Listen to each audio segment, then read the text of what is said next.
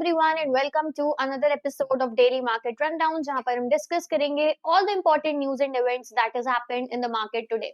तो आज सबसे पहले हम बात करेंगे सबसे हॉट टॉपिक की जहां पर डोनाल्ड ट्रंप ने 25% टैरिफ्स अप्लाई करने का अनाउंस किया है उन कंपनीज पे जो ट्रेड कर रही हैं विद ईरान एंड इसकी वजह से जो ग्लोबल रिस्क लेवल है वो बहुत ज्यादा बढ़ गए हैं. ऑल्सो ये इंडिया को किस तरीके से इम्पैक्ट करेगा उसके बारे में हम डिस्कस करेंगे. सेकेंडली दो आईटी स्टॉक्स के रिजल्ट्स आए हैं. There was a good not if not we can say good but okayish results थे बट स्टिल एक रिएक्शन इतना अच्छा नहीं आया. टीसीएस और एचसीएल टेक के रिजल्ट्स आए तो उनके बारे में हम बात करेंगे कि कैसे रिजल्ट्स हैं एंड स्टॉक का रिएक्शन क्या रहा. And third we'll talk about Eternal के शेयर्स जो कि अराउंड 4% तक जंप किए ऑन हेवी वॉल्यूम्स क्योंकि एक्सपेक्टेशंस हैं कि फुल एमएससीआई इंडेक्स इंक्लूजन हो सकता है और $390 मिलियन के फॉरेन इनफ्लोज भी स्टॉक में हमें देखने को मिल सकते हैं. अब सबसे पहले हम डिटेल में डिस्कस करेंगे अबाउट द न्यूज जो हमने देखा कि आज मार्केट के लिए भी रिस्क लेवल बहुत ज्यादा बढ़ गया इस न्यूज की वजह से.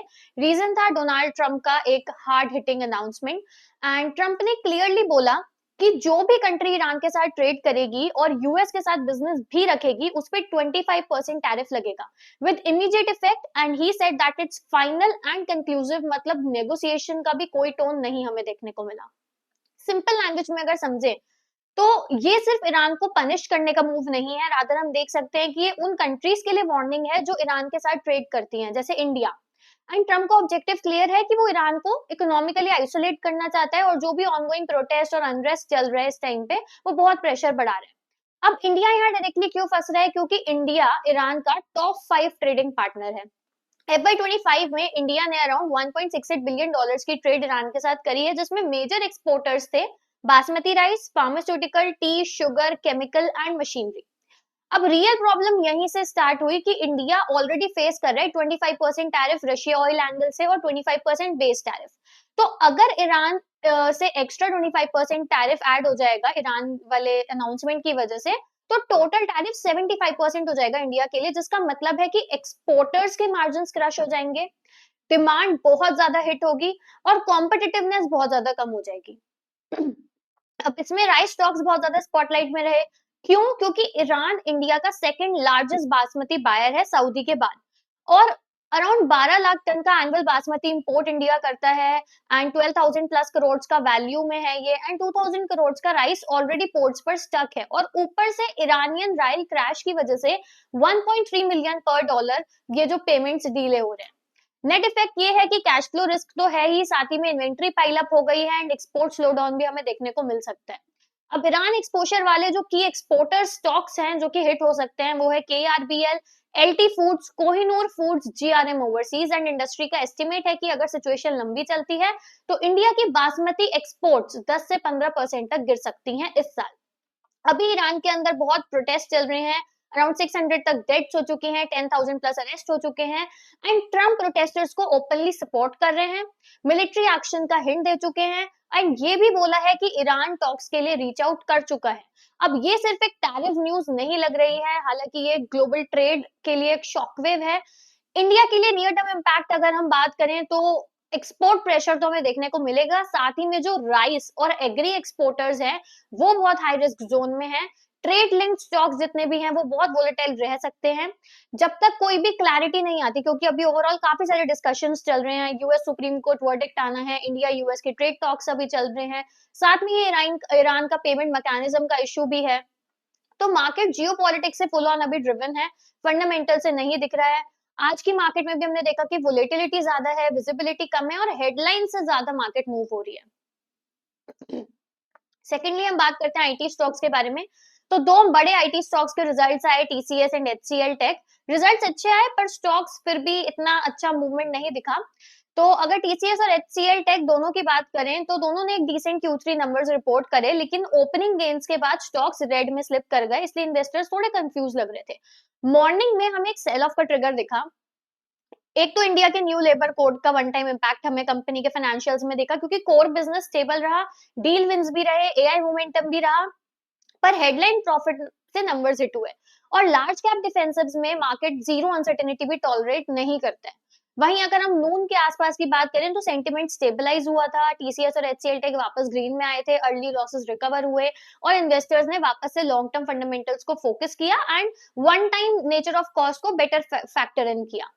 टीसीएस के क्वार्टर थ्री के नंबर्स की बात करें तो net profit 13% year on year तक डिक्लाइन हुआ। रीजन था one time labour code impact जो कि अराउंड 2128 करोड़ का रहा। अगर हम एडजस्टेड रियलिटी देखें, मतलब इसका इम्पैक्ट अगर नहीं है तो profit 8.5% year on year grow किया। कुछ ऑपरेशनल पॉजिटिव्स जो रहे वो ये था कि रेवेन्यू 4.9% बढ़ा, ऑपरेशनल मार्जिन 25.2% पे स्टेबल रहा, AI revenue 17% quarter on quarter बढ़े। सेंटिमेंट की बात करें तो हेडकाउंट जो था it was down by 11,151 employees and labour code cost future margins पर भी प्रेशर डालेगा। एचसीएल टेक के नंबर्स की बात करें तो net profit 11.2% year on year गिरा। वन टाइम हिट हमें लेबर कोड प्रोविजन की वजह से दिखा जो कि 719 करोड़ का था। एडजस्टेड प्रॉफिट 4,795 करोड़ का क्लियरली बेटर हुआ। कुछ पॉजिटिव्स थे कि रेवेन्यू 13% बढ़ा, एआई रेवेन्यू 19% बढ़ा, ईआर एंड डी ग्रोथ 10% हुई, net new deal wins $3 billion की रही एंड जो गाइडेंस है FY26 की ग्रोथ गाइडेंस भी कंपनी ने रेज करी, साथ में एबिट मार्जिन गाइडेंस भी मेंटेन करने को बोला। पर मार्केट को चाहिए था क्लियर अपसाइड सरप्राइज जो कि नहीं मिला। अब आईटी पर मार्केट अब भी कॉशियस क्यों है? क्योंकि एक तो अर्निंग्स अपग्रेड का क्लियर ट्रिगर नहीं मिला, लेबर कॉस्ट का लॉन्ग टर्म विजिबिलिटी अभी भी अनक्लियर है, ग्लोबल टेक स्पेंडिंग जो है उसकी रिकवरी बहुत अनइवन है and valuations already stability pricing कर चुकी है। इसलिए जो गुड रिजल्ट्स हैं उसकी वजह से हमें एक स्टॉक रैली नहीं देखने को मिली। ऑल्सो ये कोई स्ट्रक्चरल इशू नहीं लग रहा है, ये पूरा एक सेंटिमेंट ड्रिवन रिएक्शन था। अभी जो कोर आईटी डिमांड है वो भी इंटैक्ट है, एआई पाइपलाइन भी स्ट्रांग है। जो वन टाइम कॉस्ट और कोई बड़ा सरप्राइज हमें देखने को नहीं मिला उसकी वजह से हमने स्टार्टिंग में एक सेलिंग प्रेशर देखा। ओवरऑल देखें तो आईटी स्टॉक शॉर्ट टर्म में अभी रेंज बाउंड रहेंगे। नेक्स्ट रैली तब आ सकती है जब ग्लोबल टेक स्पेंडिंग क्लियर हो, लेबर कोड इम्पैक्टफुली एब्जॉर्ब हो जाए and large AI deals revenue में कन्वर्ट हो। अब बात करते हैं आज की लास्ट स्टोरी की, जहां पर हम देख सकते हैं कि इटर्नल के शेयर्स अराउंड 4% तक बढ़े, नियरली 1 मंथ हाई टच किया उन्होंने अपना एंड वॉल्यूम्स भी बहुत हाई रहे, अनयूजुअली हाई रहे। एंड इस मूव के पीछे इमोशनल बाइंग कोई रीजन नहीं था, रादर एक क्लियर फ्लो बेस्ड ट्रिगर था। मेजर ट्रिगर था MSCI index inclusion expectation and इस मार्केट रिपोर्ट्स के मुताबिक जो एमएससीआई फेब्रुअरी रिव्यू में इटर्नल को फुल वेटेज मिल सकता है एंड इसका मतलब है कि MSCI link passive global funds को स्टॉक खरीदना ही पड़ेगा एंड एक्टिव फंड्स भी फ्रंट रन रेट में है। एस्टिमेटेड जो फ्लो सोचा जा रहा है वो $390 मिलियन का फॉरेन कैपिटल आने की उम्मीद है एंड यही वही वजह है जिसकी वजह से बाइंग स्ट्रांग हुई। वॉल्यूम्स 2.2 टाइम्स बढ़ गई 30 डे एवरेज की एंड स्टॉक 5 सेशंस में कंटिन्यूअसली अप रहा। एलिजिबिलिटी सडनली कैसे बनी? क्योंकि रिपोर्ट्स के हिसाब से जो इटर्नल के फॉरेन शेयर होल्डिंग हेडरूम है उसमें इंप्रूवमेंट आया एंड अब 25% एफपीआई कैप के ऊपर स्पेस अवेलेबल है एंड इसी टेक्निकल चेंज ने फुल एमएससीआई वेटेज को दूर कर दिया। स्टॉक परफॉर्मेंस की बात करें तो 4.2% अप रहा, it was highest levels in December 16 2025 and last 12 महीनों में 28% से स्टॉक अप है। अगर हम एक्सपेक्टेशंस की बात करें तो फंडामेंटल सपोर्ट अभी भी मिल रहा है। Brokerage houses like axis securities ने बोला है कि revenue growth 14% quarter on quarter है, 38 बेसिस पॉइंट्स तक की मार्जिन इंप्रूवमेंट हो सकती है, क्विक कॉमर्स से भी ग्रोथ पुश मिलेगा। इलारा कैपिटल का भी यही पॉजिटिव रिव्यू रहा, मतलब रैली के साथ ऑपरेशनल इंप्रूवमेंट का बैकअप भी है। अभी टनल का करंट रैली जो है वो स्पेकुलेशन ड्रिवन तो नहीं है, it's properly flow driven, fundamental driven and MSCI inclusion hope जो है उसकी वजह से एक पावरफुल फॉरेन इनफ्लो ट्रिगर भी है। साथ में क्विक कॉमर्स की ग्रोथ भी बढ़ ही रही है एंड एक short term sentiment clearly positive हमें दिख रहा है। And that was all, we needed to cover all the news today and आज के इस वीडियो में हमने बात करी अबाउट ट्रम्प के 25% टैरिफ की न्यूज जो वो ईरान जो भी कंट्रीज ईरान के साथ ट्रेड करेंगी उन पर इम्पोज करेगा, टीसीएस और एचसीएल के रिजल्ट्स एंड इटर्नल की रैली की इटर्नल के शेयर्स आज क्यों बढ़ते हुए हमें दिखाई दिए। And that was all for today's edition of daily market rundown. If you found this video informative and useful, do not forget to like, share and subscribe to our channel and share it with your investing circle as well.